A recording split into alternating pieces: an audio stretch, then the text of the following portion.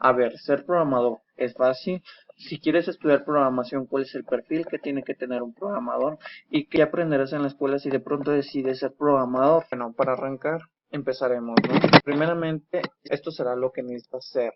Primero necesitas ser paciente con tus códigos. Si tus códigos están mal, simplemente tienen errores o no compilan, tienes que tener la paciencia suficiente para corregirlos, y más si son muchísimos errores, te llevará muchísimo tiempo, o si tu programa está súper grandísimo.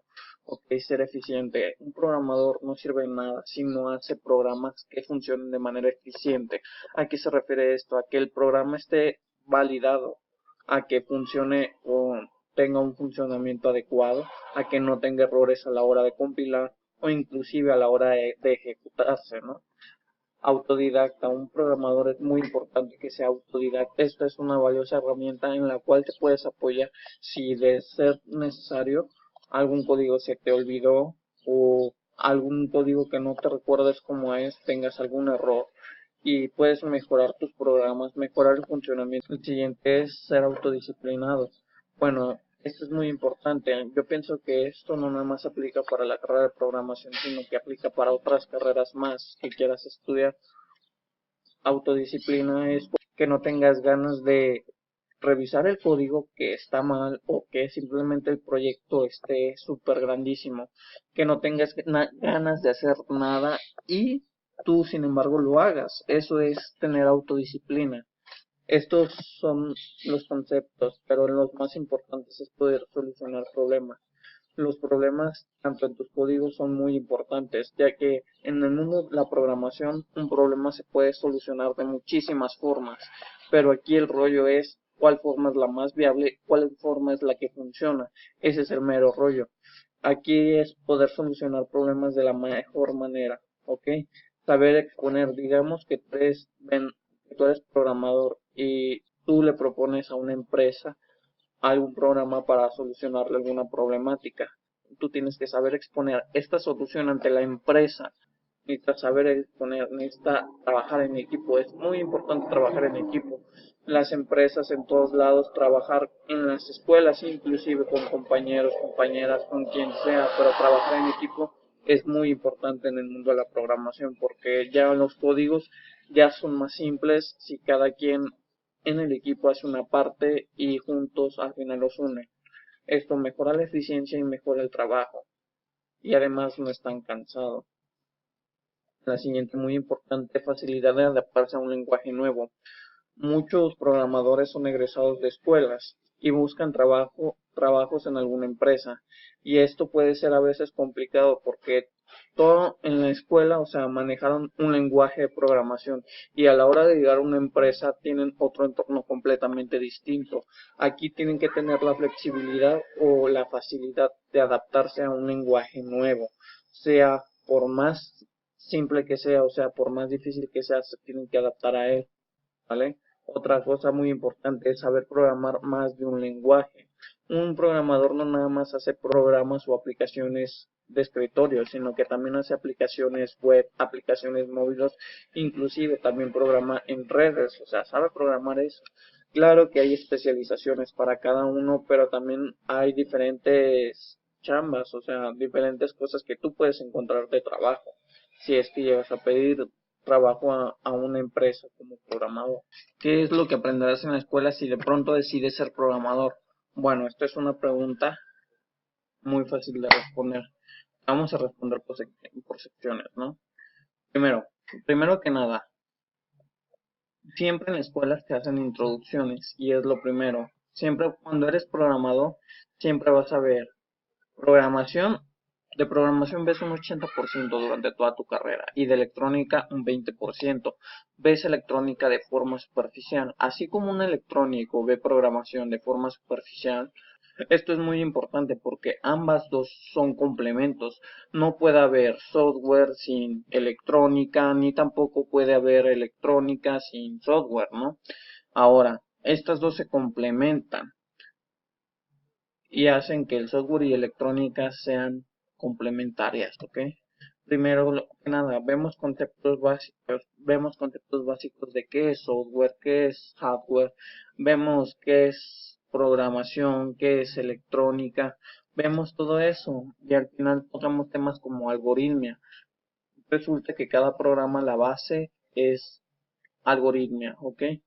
¿Por qué? Porque de la algoritmia se desprende algo llamado pseudocódigo y de ahí lo programamos. Pero primero nos imaginamos y graficamos el algoritmo. Después viene la electrónica. En electrónica vemos cosas como qué es un proto, qué es un componente resistivo, qué es un cable, cosas así. O sea, son muy simples. Electrónica de forma superficial, mucho, la verdad.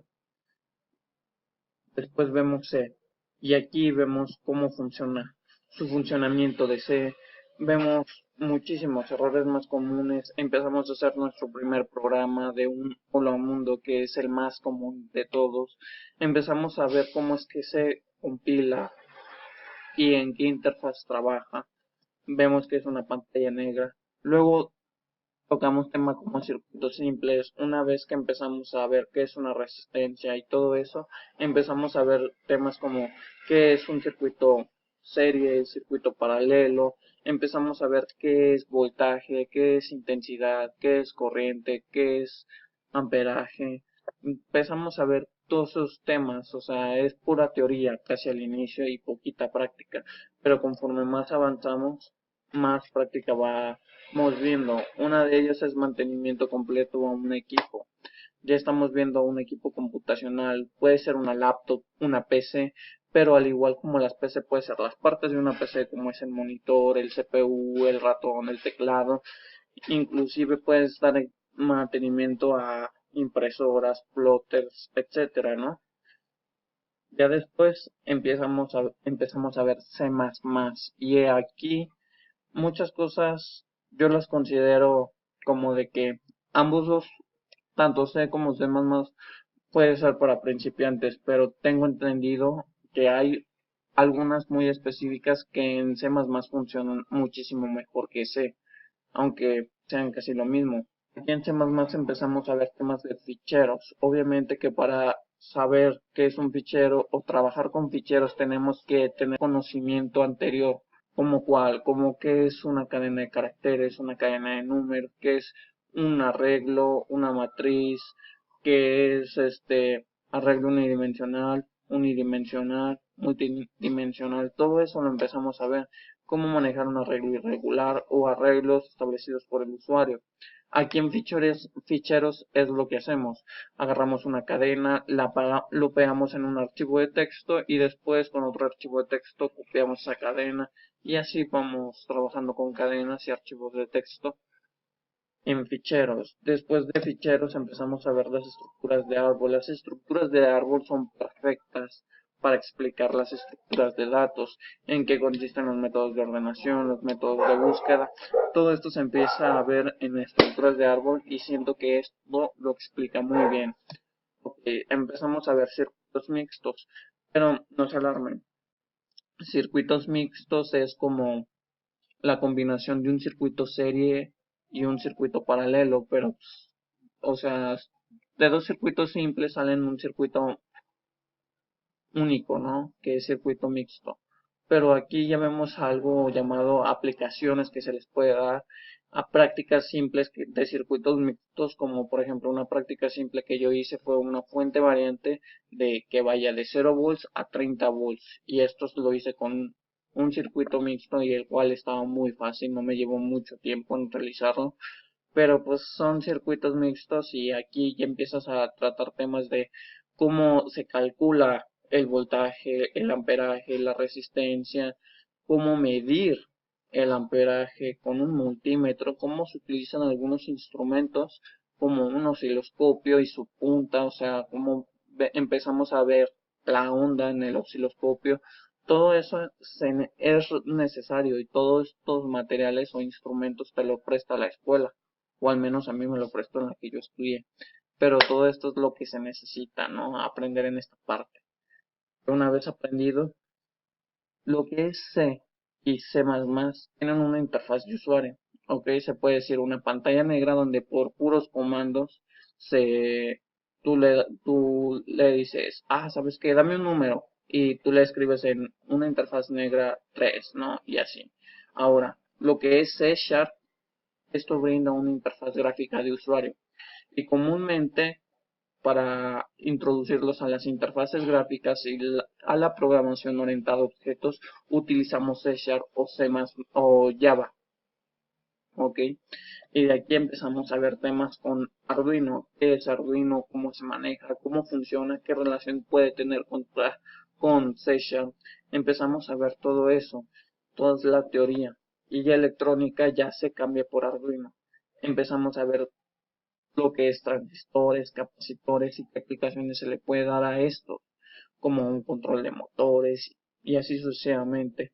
Ahora Arduino es un microcontrolador y C Sharp se puede decir que es una aplicación con interfaz gráfica de usuario, en donde se le puede agregar una interfaz gráfica a microcontroladores como Arduino para que puedas trabajar haciendo algo como prendiendo un LED o controlando un motor, algo. Y electrónica ya a partir de aquí se empieza a cambiar por digitales y empezamos a ver con puertas lógicas, con puertas como NOT, NAND, XOR, NAND, o sea, XOR, o sea, empiezas a ver como de ese tipo de compuertas lógicas y empiezas a ver conversiones de binario, hexagonal, todas estas y se hacen cálculos con mapas de Carnot.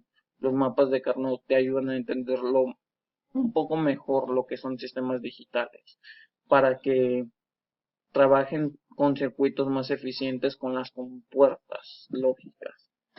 ¿Ok? Ahora, ya vimos en estas primeras partes qué es lo que es C Sharp, ¿no? Pues C Sharp y Java, lo que viene siendo Java, son muy parecidos casi totalmente, porque de ambos puedes aprender objetos, ¿no? Van enfocados hacia la programación orientada a objetos y cuentan con una interfaz para el usuario que tú las puedes diseñar a gusto y placer como tú quieras.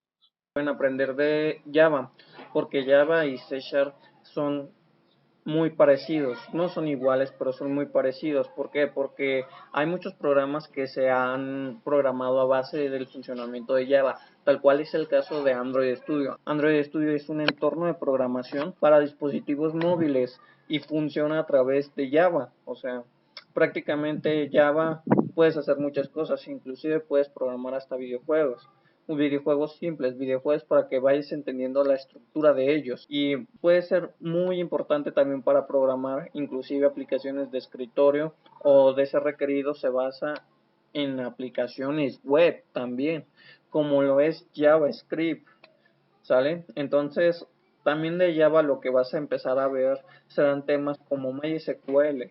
Prácticamente vas a hacer una base de datos sea con Excel, sea con Access, sea con MySQL, sea con Oracle, sea con lo que sea, pero debes de aprender a manejar una base de datos JDBC con Java y esto lo vas a aprender en el transcurso de poco a poco en cómo insertar datos, borrar datos, actualizar datos. Cada una de estas partes las vas a ir aprendiendo de poco a poco y al final vas a terminar haciendo una aplicación de escritorio que funcione con base de datos. Así de simple, puede ser una aplicación móvil que funcione con base de datos o una aplicación web que funcione con base de datos. Así de simple. Lo siguiente es las interfaces gráficas. Las interfaces gráficas que tiene Java, como es así el caso, las interfaces gráficas que tiene Java están muy padres porque puedes darle animación a un botón, puedes ponerle GIF, puedes ponerle prácticamente los colores y diseñarlo a tu gusto y placer como tú quieras. Así como C y C++ tienen cosas en comunes, así tiene cosas en comunes C Sharp con Java en cuestión de interfaces gráficas, porque en ambos puedes crear tu interfaz gráfica, puedes programarla y puedes hacer una aplicación de escritorio, sea muy simple, sea muy difícil, no importa, pero ambos tienen estas interfaces. En electrónica se empiezan a ver mucho lo que es los flip-flop JK, los contadores, incrementador y decrementador. Empiezan a ver muchos de estos circuitos, que es cómo funciona su memoria y todo. Prácticamente no es nada difícil porque empiezas a hacer unas 3 4 prácticas y conforme más vayas avanzando en tu carrera de programación, más se van incrementando las prácticas, porque ya como a partir de ese punto, a mí ya me dejaron de evaluar con exámenes, todo era a base de proyectos, y era un 30% examen y un 60% proyecto prácticamente, así que te dejaban tiempo para hacer el proyecto literalmente todo el semestre, ibas entregando avances durante los parciales para que te dieran calificaciones. Todo esto se empieza a ver tanto de igual manera como C Sharp ve Arduino y los temas, también los ve Java. En Java también ves Arduino y ves el manejo de microcontroladores a través de una interfaz gráfica. Microcontroladores como cuáles, como Arduino, igual puede ser Raspberry, puede ser Virubone, puede ser Nómada, puede ser lo que tú quieras, pero le tienes que hacer también una interfaz gráfica y que con ella controle algún dispositivo como lo puede ser un motor, una aplicación que tú le des a algo, o sea, una aplicación que tú quieras hacer. Prácticamente es lo que ves en este apartado. Lo siguiente que estás viendo es Cisco. Cisco es muy extenso porque lo primero que empiezas a ver en Cisco son las redes LAN, MAN y WAN. ¿Qué son esto? O sea, prácticamente lo que ves es cómo se comporta una red, qué es lo que está formada una red, qué características tiene, cómo se envían paquetes de un lado a otro. Todo esto es lo que empiezas a ver en Cisco, cómo se compone una red LAN, a partir de dos redes LAN hacen una MAN, y a partir de muchos grupos de MAN hacen una WAN, y así sucesivamente las empiezas a conectar hasta geográficamente, cómo es que funciona el Internet de las cosas. Aquí es donde se ve mucho sobre el avance tecnológico que tiene nuestro país a comparación con otros países. Ves configuraciones en un servidor. Las configuraciones en un servidor son muchísimas las que se le pueden dar: FTP, DNS, servidor web, puede ser inclusive un servidor para una página, pueden ser muchísimos, o sea, servidor de correo. ¿Por qué? Porque si una empresa a ti te pide, ¿sabes qué? Quiero una red y de esta red quiero conectar 20 máquinas y de estas 20 máquinas quiero un administrador. Entonces tienes que configurar cada una de estas 20 máquinas y conectarlas al administrador. Tienes que saber y conocer todos estos pasos que se deben de llevar a cabo. Luego van las distribuciones Linux. Aquí se empiezan a tocar temas como sistemas operativos. Primeramente, un sistema operativo basado ya sea en Linux, Mac o Windows, ¿no? Prácticamente lo que comúnmente haces, o sea, o empiezas con esto, con los sistemas operativos, es instalarlos en una laptop o PC, no importa, y luego configurarlos, como por ejemplo el Windows, instalarlo en una PC, luego configurarlo para que quede personalizado con el nombre de usuario, con las contraseñas, después agregarle las paqueterías Microsoft, después agregarle un antivirus y agregarle unos controladores que funcionen para conexión a internet, porque de nada te sirve una máquina que tiene un sistema operativo pero no tiene ni antivirus, no tiene paqueterías Microsoft, prácticamente no sirve de nada, y esto lo tienes que saber configurar. Al igual, no nada más puede ser con Windows, que tú le instales en una máquina, puede ser alguna de las distribuciones Linux. Linux cuenta con muchísimas distribuciones, o sea, son más de 20, eso sí puede estar seguro, y algunas son especializadas para el control y manejo de redes, para aumentar su seguridad, para protegerlas. Tienes que aprender lo que es seguridad de red, también es muy importante esto, como qué cosas hace un hacker para infiltrarse en una red y de ahí manejarla o controlarla por sí mismo. Tú tienes que saber esas cosas para de ahí darle la seguridad que requiere, para que no haya infiltraciones de otros usuarios a tu red y te haga un despapalle en tu empresa, ¿no? Las distribuciones Linux te tienes que enseñar también los comandos, los comandos que se utilizan tanto en Windows como en Linux. Esto es muy importante porque los comandos pueden ser diferentes, ya que Linux se maneja por interfaces gráficas, así como el programa de C, que pones puros comandos a través de a través de su pantalla negra. Así se maneja Linux, puros comandos a través de una pantalla negra. No es como Windows, que tiene así como de un panel de control, que tú nada más le das clic y ya accedes a él. Tiene algunas partes, pero si quieres acceder a un archivo o crear archivos en Linux, o sea, tienes que saber comandos como mkdir, tienes que crear carpetas, nombrar carpetas, todo eso. Todo eso es un show y eso también lo tienes que aprender. Lo siguiente va a ser processing. Prácticamente estamos hablando ya de conocimientos ya más avanzados, lo que es programación, ¿no? ¿Por qué? Porque processing ya se maneja con Arduino y processing se podría decir que es un entorno de programación combinado con algunos comandos Arduino y algunos comandos Java. Y de aquí juntos sale Processing, y Processing te puede ayudar a hacer muchísimas aplicaciones, tanto web como tanto de escritorio, que te pueden hacer muchísimas cosas, ¿no? Pero esto ya es un poco más difícil y va controlando microcontroladores. Esto ya lo ven más a profundidad y se empapan bien en el tema, porque de verdad que con Processing puedes manejar muchas interfaces, puedes manejar muchas cosas como lo que es peso, puedes manejar distancia, puedes manejar muchísimas variables, muchísimas constantes, puedes utilizar microcontroladores como lo es Arduino, ¿no? Yo lo puse de ejemplo Arduino porque es el más común con lo que se utiliza Processing. Después, ya por último y para finalizar, ahora vemos el tema de Raspberry. Esto ya es cuando ya avanzaste y tienes conocimiento de todo lo anterior, ya empiezas a tocar temas como Raspberry. Y Raspberry como tal, ya sabemos que es un microcontrolador muy semejante a un ordenador, muy semejante a Arduino, pero de igual forma tienes que instalarle el Raspberry y tienes que configurarlo, tienes que saber un poco de sistemas operativos para saber qué configuración le vas a dar, ya que dependiendo el uso que le vayas a dar es la configuración que le vayas a hacer. Raspberry tiene un entorno de programación que es Python, así como Arduino. Los microcontroladores Arduino tienen el entorno de programación Arduino, que es totalmente gratis. Prácticamente Arduino es lo más fácil de conseguir y lo más barato. Pues bueno, Raspberry tiene también su propio entorno de programación y se programa a través de Python. A través de Python podemos configurar todos los pines GPIO que tiene nuestra Raspberry, ¿sale? Entonces en Python puedes hacer muchísimas cosas porque tiene muchísimas librerías, y Python es otro mundo de programación así como Java. ¿Por qué? Porque tiene aplicaciones hacia la inteligencia artificial. Puedes agregar librerías como lo es OpenCV, que va enfocada hacia la inteligencia artificial, y puedes hacer un programa con eso. Puedes hacer muchísimas cosas con Raspberry, ya que Raspberry como tal se parece a un ordenador. Puedes configurarla como un servidor, puedes configurarla como ordenador remoto, puedes hacer los proyectos que tú quieras con ellas. Muy eficiente el funcionamiento de Raspberry. Y aquí ya viene lo que es electrónica, la construcción y programación.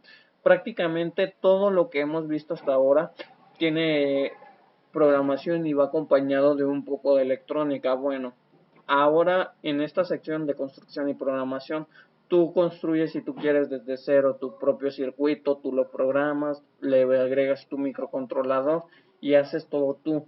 Haces hasta un prototipo, llegas a hacer hasta un prototipo. Por eso es la construcción de un prototipo y la programación de él. Y esto ya queda libre de imaginación de cada quien, que qué es lo que quiere programar, ¿no?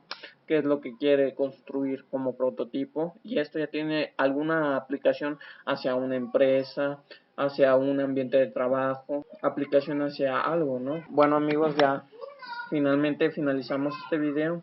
Este video se alargó un poco, tendré que explicarlo más rápido, pero de verdad me da mucho gusto poder haber concluido estos temas con ustedes, y de verdad les invito a que se suscriban a esta corporación, lo que es Sistemas Maestros, que está acá de este lado. Se subirán videos cada semana y podrás descargar el material como este en la descripción, ¿sale?